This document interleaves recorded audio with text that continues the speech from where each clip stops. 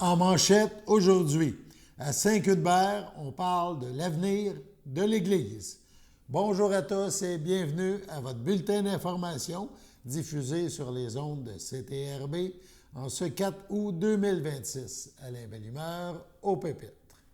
En deuxième partie du bulletin, on vous parlera justement de l'avenir de l'Église de Saint-Cuthbert, un dossier à suivre. Mais tout d'abord, on vous parle de l'un des plus célèbres voiliers au monde. Il a offert tout un spectacle sur le fleuve Saint-Laurent ces derniers jours. Hier, par exemple, dans le coin de Saint-Ignace de Loyola, on a pu l'apercevoir. L'Amerigo Vespucci, navire-école de la marine italienne, a en effet été aperçu à la hauteur de Saint-Ignace de Loyola en soirée hier, alors qu'il amorçait son retour vers l'Italie, après une escale très remarquée à Montréal. Construit en 1931, ce trois-mâts barque est considéré comme un véritable ambassadeur de l'Italie. Depuis près d'un siècle, il forme les futurs officiers de la marine italienne qui y apprennent encore les techniques traditionnelles de navigation à voile. Avec sa coque noire ornée de bandes blanches, ses mâts de plus de 50 mètres et ses nombreuses voiles, l'Amerigo Vespucci est souvent décrit comme le plus beau navire du monde. Un titre qui lui vaut une renommée internationale et qui attire des milliers de visiteurs lors de chacune de ses escales. Après avoir participé au rendez-vous naval de Québec, puis séjourné quelques jours au port de Montréal, le voilier a repris la mer en empruntant le fleuve Saint-Laurent. Son passage devant les rives de Saint-Ignace de Loyola a permis à plusieurs amateurs de navigation et photographes d'immortaliser ce moment exceptionnel. Véritable monument flottant du patrimoine maritime, l'Amerigo Vespucci poursuit maintenant sa traversée de l'Atlantique.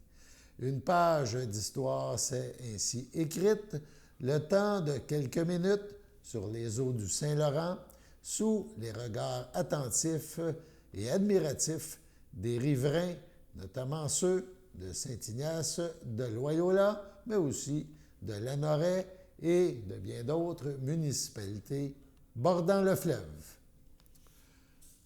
Autre nouvelle, cette fois touchant Lanoraie. La municipalité de Lanoraie a tenu hier soir une courte séance extraordinaire de son conseil municipal.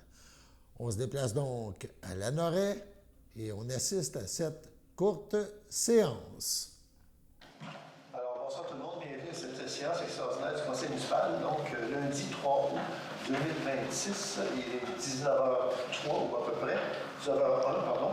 Et je demandais au directeur général de bien vouloir vous faire lecture de l'avis de convocation, s'il vous plaît. Avis de convocation à Mme Lynne Clermont, Céline Robillard, Marie-Ève Mondor et Lucie Ouellette, à M. André Villeneuve, François Boisjoli et Marco Boudreau. Mesdames, Messieurs, avis spécial vous est par la présente donnée par le sous-signé qu'une séance extraordinaire est convoquée par M. Marc-André Maheu, directeur général et greffier trésorier, pour être tenue au lieu ordinaire des séances le lundi 3 août 2026 à 19h et qu'il y sera pris en considération le sujet suivant. 1.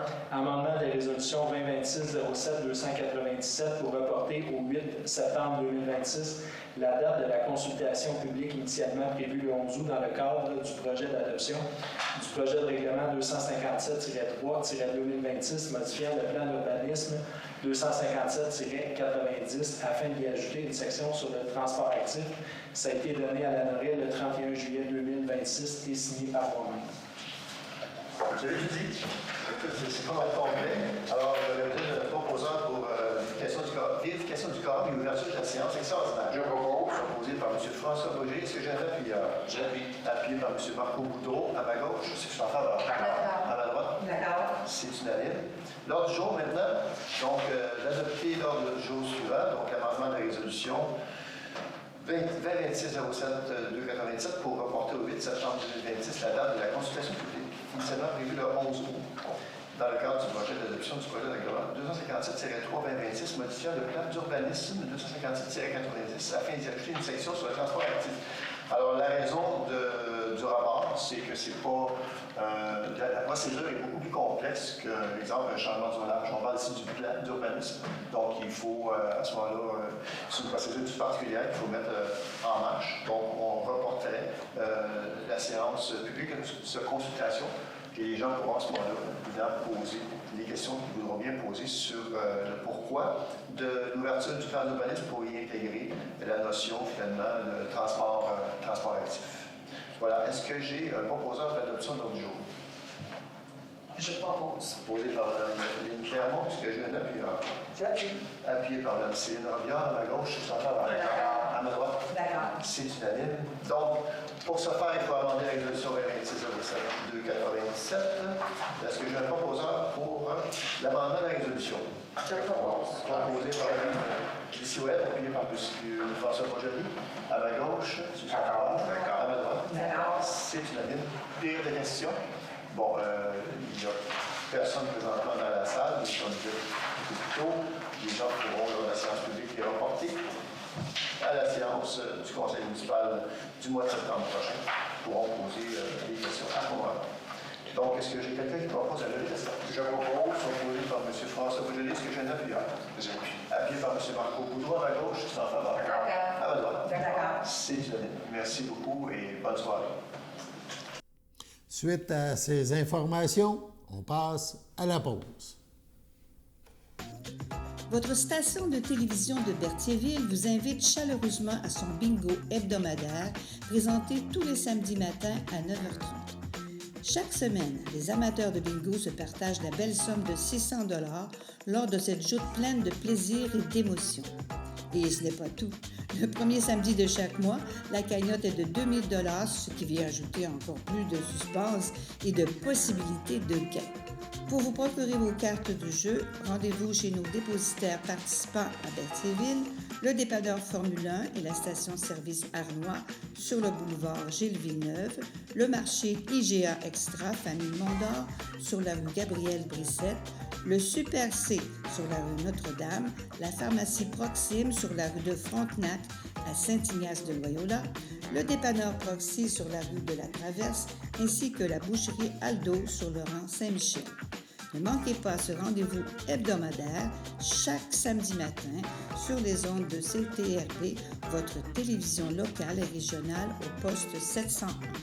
Toute l'équipe de CTRB vous remercie de votre fidélité et vous souhaite la meilleure des chances.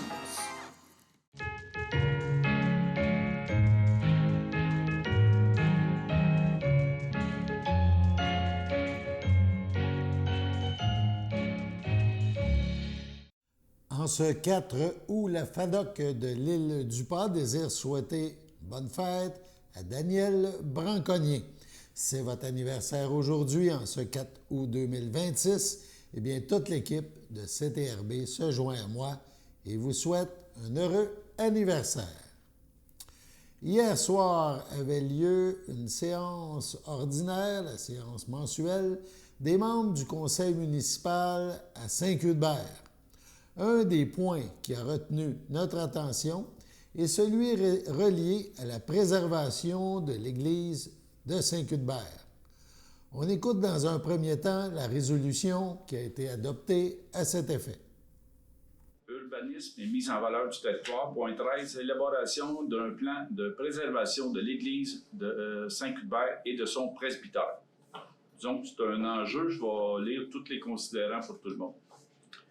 Considérant que le conseil de la municipalité de Saint-Cuthbert souhaite bonifier et préserver son patrimoine religieux, en particulier l'église de Saint-Cuthbert et son presbytère, considérant leur valeur historique et communautaire, considérant que le conseil reconnaît la nécessité de procéder à une réflexion structurée quant au potentiel de requalification de la place de l'église et du presbytère, considérant que le conseil a reçu en date du 8 juin 2026 une offre de service d'âge vital, organisme à but non lucratif spécialisé en accompagnement, recherche, animation et consultation publique pour soutenir un projet de préservation et de mise en valeur. considérant que l'offre de service prévoit l'accompagnement de la municipalité pour la tenue de consultations publiques, l'analyse du site et de sa réglementation, l'élaboration de rapports intermédiaires et finaux, le recours à des professionnels qualifiés et le respect d'un échéancier détaillé pour la réalisation du mandat. Considérant que la proposition d'âge vital s'élève à 29 000 $ payables en 3 versements, à l'exclusion des frais de déplacement et d'hébergement qui sont prévus en sus selon les modalités précisées à l'offre. En conséquence, c'est que le Conseil de la municipalité de Saint-Cuthbert accepte l'offre de service d'âge vital datée du 8 juin pour l'élaboration d'un plan de préservation, de requalification de l'Église de Saint-Cuthbert et de son presbytère, que le directeur général et le greffier trésorier, M. Larry Drapeau, soient autorisés à signer le protocole d'entente et tout document afférent à ce dossier au nom de la municipalité dès que la confirmation de la signature de la dite promesse d'achat.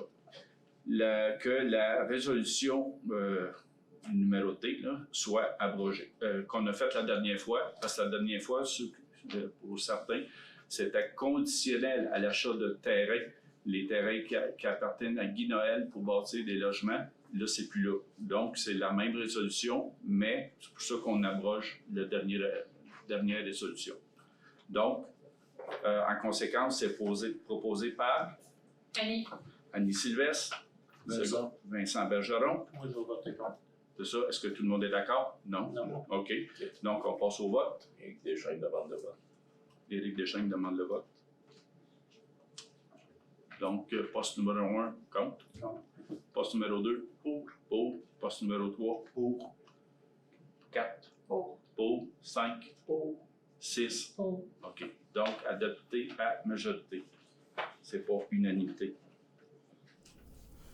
Par la suite, le maire Richard Bellumeur a tenu à expliquer la démarche du conseil municipal.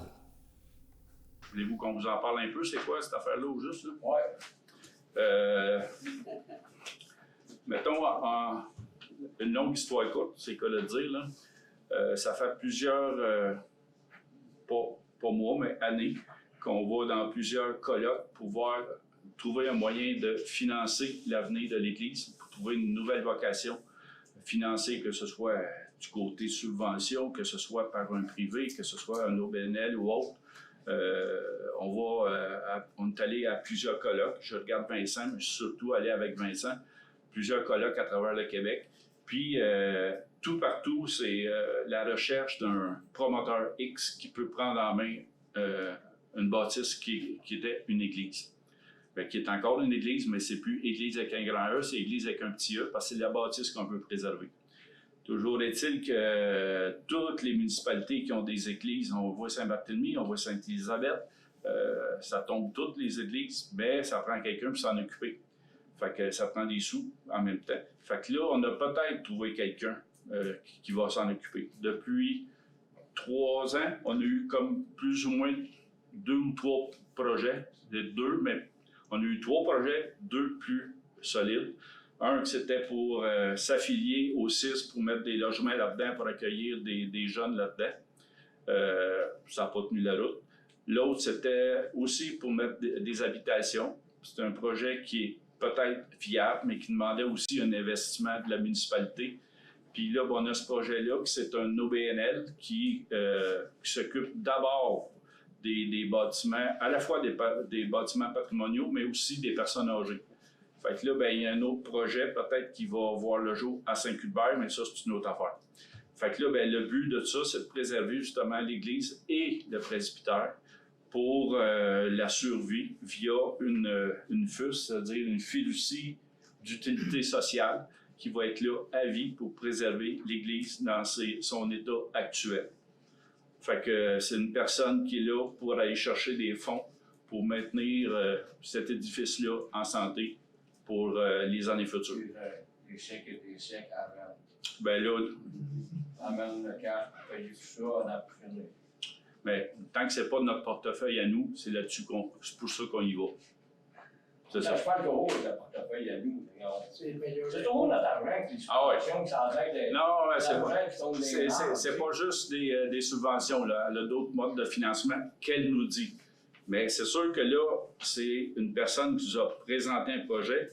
Ce montant-là va servir à élaborer le plan de match, c'est-à-dire d'aller chercher autant des consultations publiques, des consultations d'architectes, des consultations d'ingénieurs pour la mise à jour de l'Église puis la maintenir dans son état actuel. Puisqu'il n'y a pas eu de majorité lors du vote, il y a eu majorité, mais pas d'unanimité. Des conseillers municipaux ont pu présenter leur opinion sur le sujet. Il y a aussi eu des discussions avec les citoyens présents. Oui. J'ai voté contre parce que, première des choses, ça ne nous appartient pas. Ça appartient à la fabrique. C'est une des raisons pour laquelle je ne veux pas embarquer dans ce projet-là. La deuxième affaire, c'est que, tu sais, elle ne m'a pas vendu la salade devant le meilleur, que je sois confiant que j'embarque dans son projet. C'est la raison pour pas faire. Puis son but premier à elle, c'était de préserver l'intégralité de l'intérieur. Puis dans le fond, si un jour on va en faire d'autres choses, ben c'est là qu'on va peut-être s'attirer dans le pied parce qu'on ne va pas faire ce qu'on veut. C'est la raison pourquoi que je suis voté contre. C'est bien. D'autres? Ceux qui ont voté oui, ça va être quoi? Ben moi, je peux parler. Ouais. Personnellement, c'est parce que je trouve que j'ai callé un meeting dernière minute tellement que j'étais ambigu, merci. C'est notre seule option. Parce que peu importe qu'on mette le 29 000 ou pas, peu importe, elle nous revient, cette église-là. On si a elle... toujours le même discours à revenir à dire que peu importe, Oui, ça va mais... toujours nous revenir. Puis Mais Denis, c'est parce que soit qu'on paye 29 000 maintenant puis que ça fonctionne, ou soit qu'on paye, je vais dire n'importe quelle sorte de chiffre, là, 500 000 dans 2 ans parce qu'elle est en train de tomber à terre.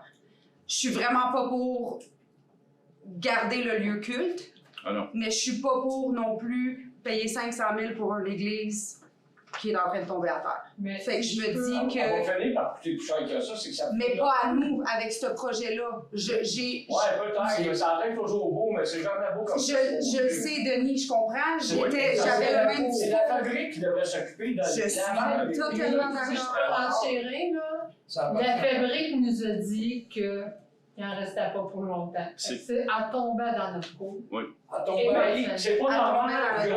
À nous. C'est pas normal que... qu'on n'en prenne pas. On n'a pas le choix. On n'a pas le choix. On ne partira pas de discussion, là. C'est soit qu'on s'en occupe pas du tout, qu'on remette ça dans les mains du diocèse, mais le diocèse, on voit ce qu'il fait à Saint-Barthélemy, on voit ce qu'il fait à Sainte-Élisabeth, puis à la limite, à Saint-Norbert, ils les aident pas pantoute pour la bâtisse qui est l'église. Fait que si on regarde le modèle qu'on voit alentour de nous autres, ben c'est sûr que ça va tomber à nous autres, parce que si on ne s'en occupe pas, ça va être à démolir cette affaire-là, puis le diocèse ne paiera pas pour ça. Ça serait eux autres à payer. Entièrement d'accord. Sauf qu'on voit le vécu ailleurs, puis partout au Québec, c'est comme ça. C'est pas juste à Saint-Barthélemy puis Sainte-Élisabeth. En Europe aussi. Fait que, en Europe aussi. Ça fait partie de la documentation qu'on est allé chercher. Fait que l'option qu'on a pour pas s'en occuper, parce qu'on veut pas avoir à s'occuper de cette bâtisse-là et du presbytère, c'est bon. C'est ce côté-là, c'est là-dessus qu'on y va. À date, ça va nous coûter 29 000. Il y a quelqu'un qui veut s'en occuper, puis peut-être c'est à des lunettes roses à la personne. Peut-être. Ben, tout d'un coup que ça marche, c'est 29 000. On s'en occupe. Ça, ce rond-là, il est vraiment... C'est là-dessus qu'on vit. Par contre, le problème qui arrive, c'est que, mettons que quand vous avez accepté ce que M. Vallière proposait, il y a un peu qu'on pas le droit. Ça complique toujours les choses pour un promoteur d'arriver, qu'il y a toujours des bâtons, des roues. Ça va être eux autres. Ça va être eux autres. Le promoteur, s'ils veulent le trouver, c'est à eux autres. Oui, mais c'est de plus en plus dur à trouver la bonne personne. À chaque fois, tu rajoutes quelque chose. Ça fait 4 ans. Ça fait 4 ans qu'on attend. Là, c'est moi qui parle. Ça fait 4 ans qu'on essaie de trouver moindrement quelque chose qui peut s'en occuper.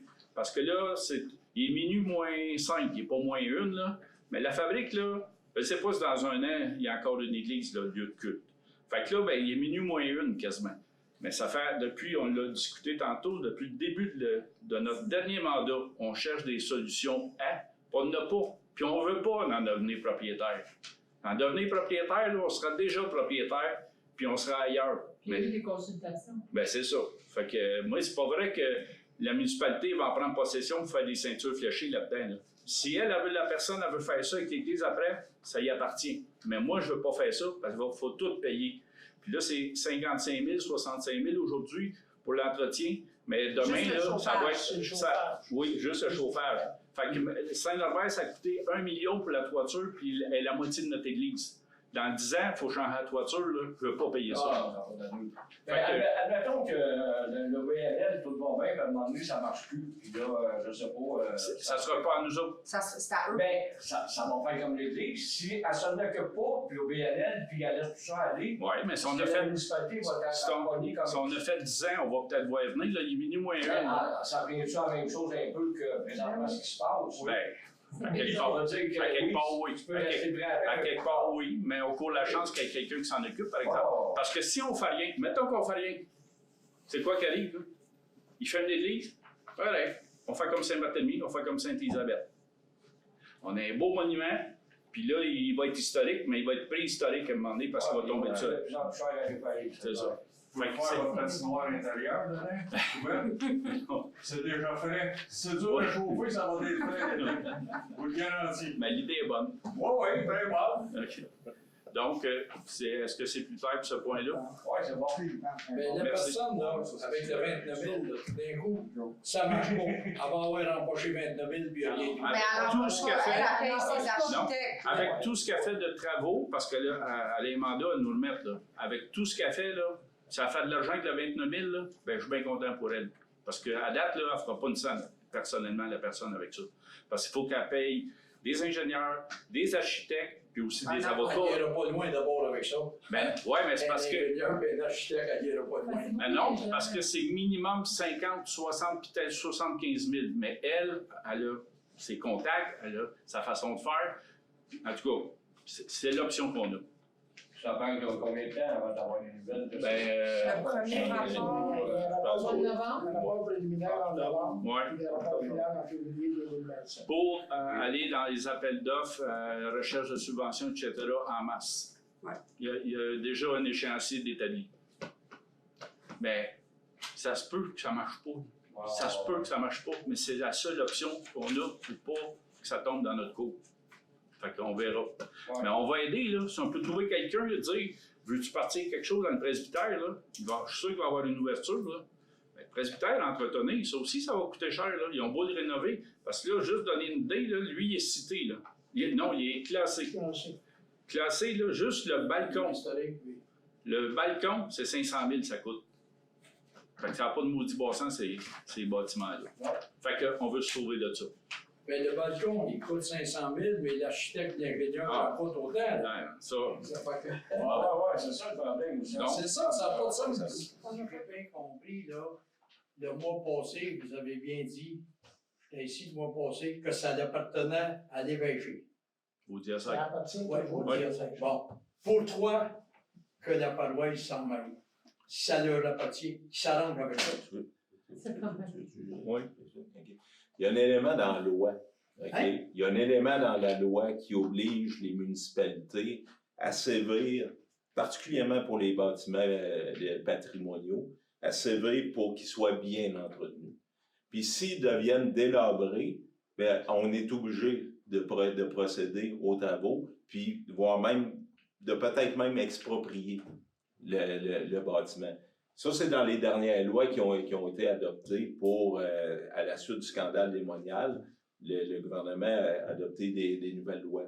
Puis les municipalités ont le pouvoir d'exproprier simplement en déclarant un bâtiment insalubre. Mais on ne peut pas le laisser se démolir, se défaire, même s'il appartient à un privé. On faut être capable de payer. On a les moyens. C'est la loi. Ben, moi, je t'explique la loi. OK? La loi, c'est ça. Oui, c'est un gouvernement municipal, puis on doit respecter la loi. C'est même pas le choix qu'on a. Fait que c'est pour ça que le conseil, il tergiverse, puis il essaye de trouver. Oui, ça, c'est le côté simple, ça. Mais si c'était aussi simple que ça, Saint-Barthélemy ne tombera pas en morceaux. C'est ça qui va arriver. Toutes les églises de la province, s'ils courent toutes après le gouvernement puis des subventions, on n'a même pas d'argent pour les parents de l'autre. On ne court pas après le gouvernement, d'autres, là. On ne court pas après le gouvernement. Saint-Barthélemy, elle tombe des huiles. Il faut qu'elle démolisse. Oui, c'est qui? Tu penses que ça va coûter? C'est qui? Ah, ben, je le sais bien. Oui, mais dans les on a-tu les moyens? la réparer aussi. C'est ça, on n'a pas les moyens d'en Mais comment réparer ça se fait que c'est pas eux autres que la loi fait pas en sorte que ils ont l'argent, ils ont Vous comprenez? Ben oui, je comprends. Je suis la première à soulever le point. On force le monde à payer pour entretenir un monument. Je suis d'accord. C'est la question qui tue, ça. Mais parce que ça tient pas debout. il y a déjà eu des répartitions d'églises qui n'ont plus le droit d'en faire de ça. Ça fait que, même s'ils obligeaient le monde, si maintenant qu'ils disaient, oh, on vous oblige. Moi, je dis, si je ne paye pas, je ne veux pas payer. Mais c'est pas le cas. Tu sais, ils vont-tu me faire saisir? Ben, c'est, Oui, en tout cas, mettons, quand t'es votre maison. propriétaire de quelque chose, d'après moi, c'est à eux autres à y voir. Ouais, mais le diocèse, il y a un petit peu plus de pouvoir. Mettons, là, vous ne payez pas vos taxes. Oui, mais donc. Qu'est-ce qu'on fait? Oui, C'est vendre pour taxes. Oui. Bon. Il y a quelqu'un qui va. Si c'est pas acheté, qu'est-ce qu'on fait avec? Ça va être vendu le terrain, puis ça va être démoli. Mettons, ça ne paye pas. Personne ne va vouloir acheter ça. Comme c'est zéro, on l'a vu par les bonnes. C'est ça. Ils ont bien donné, personne n'en veut. Oui, mais moralement, on peut-tu laisser aller une bâtisse demain? Ben oui, mais. À un moment donné, c'est à ceux-là qui appartiennent. À qui ça appartient. Ben, en tout cas, moralement, on ne peut pas laisser aller ça. Si on dit on la laisse aller et on va la démolir, ça coûterait combien? Oui. Je ne sais pas. C'est le propriétaire. Le propriétaire, il ne payera jamais. On a tous cette réflexion-là. Moi, je paierai pas mes taxes. Je suis propriétaire, je ne paierai pas mes taxes. C'est parce que. Voyons donc. Parce que l'Église, ils ont vraiment payé de taxes. Oui. Oui, ça paye pas de taxes. Non, ils ont ramassé le taxe. Je faisais vendre des presbytères, l'argent s'en allait à on ne fera pas une discussion, puis on n'ouvrira pas le dossier au complet, là. Mais l'action qu'on a faite, c'est justement pour pas que ça tombe dans notre cours, cette affaire-là. Là, on a quelqu'un, puis plutôt que payer des 100 000 des 100 000 on paye quelqu'un 29 000 qui a un projet à nous soumettre, puis si ça se tient, on va lui donner le go. That's it. Elle a déjà consulté la fabrique. La fabrique suit dans ce projet-là aussi. La fabrique, c'est sûr qu'ils vont suivre dans un an, ça n'existe plus. Fait que c'est quoi l'option qui reste? C'est des personnes de même qui s'offrent pour dire je prends la bâtisse puis je m'en occupe. That's it. C'est ça, il y a presque plus personne qui va là. Mais non, c'est pas pour le. C'est pas pour la garder comme un lieu culte. Non, c'est pas pour ça. C'est pas ça le plan. Pas ça le plan pantoute, là. C'est une bâtisse. On va faire une synagogue avec. Non, pas ça non plus.